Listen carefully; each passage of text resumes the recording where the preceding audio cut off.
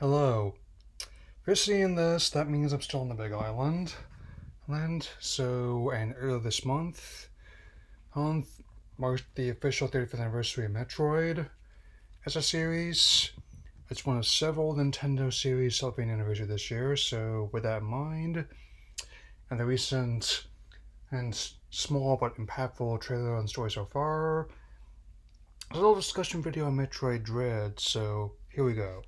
As has been established, given how this is the first new 2D Metroid installment we've seen since Metroid Fusion on the Game Boy Advance 2002, which came with the same year Metroid Prime did and works for a different reason. Like, both of those definitely managed to really effectively use like the horror elements of the series, and this one looks to continue that aspect, which I really enjoy. And even though this is going to be the finale of the Samus and the Metroids storyline, which has been ongoing since the original game in 1986, as this game is definitely going to be it's likely not going to be the last ever Metroid game that may be living later a new story. And I will say that between Emmy, this security robot, which looks like if Apple wanted to design a Terminator personally, or if some of the ones of the Portal games were even more psychotic than usual, well then I definitely think it fits. And not just that, but how a purely technological setting and threat definitely intrigues me.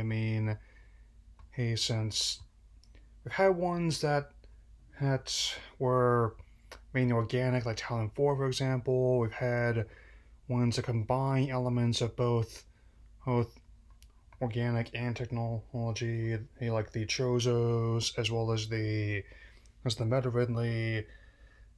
But I definitely think one of the aspects I'm most excited for in this game is to see a a purely technological setting and adversary. And also given the infamy of Other M, which I didn't hate as much as others did, but I can understand why a lot of people aren't happy with it.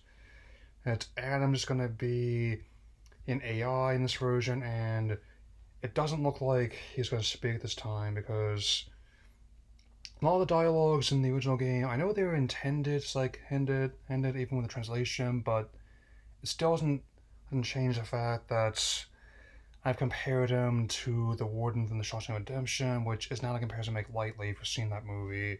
So yeah. And hopefully, much like as they're doing with like the Zelda Joy-Con, which are apparently helping improve the drift issue. I don't know whether they're going to be making that the new standard for the OLED Switch, which, as well as like the Zelda Lawfully amiibo, who demand once again exceeding the supply, which is something that Ninty has a habit of underestimating, especially in this day and age. They are going to be, I think, do another run of like the special edition, which has a steelbook and all these 30th anniversary feelies, but I mostly want the game, if I'm being totally honest. And as for the whole amiibo of Samus and new armor, as well as the Emmy the amiibo as well, I think I'm most eager for them to finally reissue like the Ridley one for Smash Brothers, given how that's one that's, to my utter dismay, an incredibly rare and how this current situation has made stop patterns are more erratic than usual.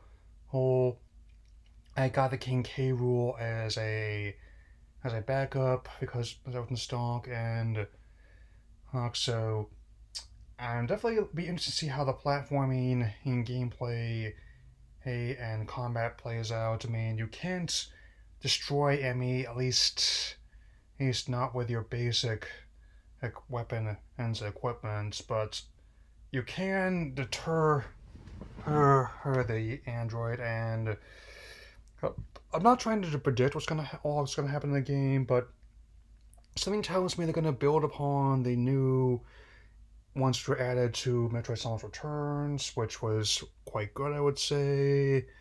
Hey, even factoring in the AM2R debacle, I mean, hey, it definitely has like this style towards it that is definitely one of the most recognizable ones, and it's definitely keep me busy until Prime 4 comes out. Not to mention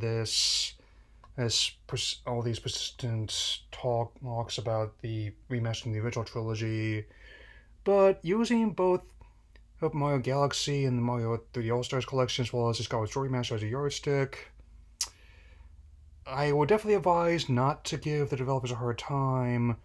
It'll be tricky to convert the gameplay style of the third game to newer systems, but it won't be impossible, is what I'm saying. So, I am definitely looking forward to talking about more of this game and other Metroid titles as the launch comes closer, like how I think it might potentially be one of the best installments since Super Metroid, which is in my top 5 favorite Super Nintendo games ever. So, and that's coming from someone who only retroactively managed to who appreciates SNES over time. I'm that was definitely one of the ones I missed out the most on, given how I had like a Sega Genesis at the time. So, but anyway, just got all I got to say for now.